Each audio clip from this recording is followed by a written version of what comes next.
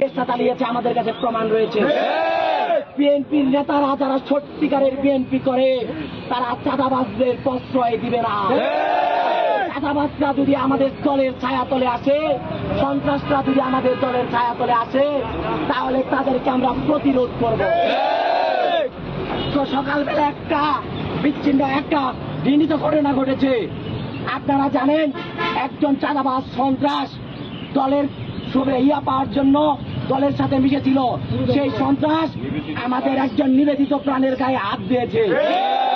আমরা স্পষ্ট ভাষায় বলতে চাই, আজকে বিকালের মধ্যে যদি উপজেলা বিএনপি এর সমাধান দিতে না পারে, তাহলে এই যে ইউনিয়নগুলোতে আমরা যাদের কারণে ভোটের লজ্জাজনক ফলাফল পেয়েছি, তাদের বিরুদ্ধে আমরা এই বাজারের মধ্যে তাদের নাম উচ্চারণ করে বিক্ষোভ করব।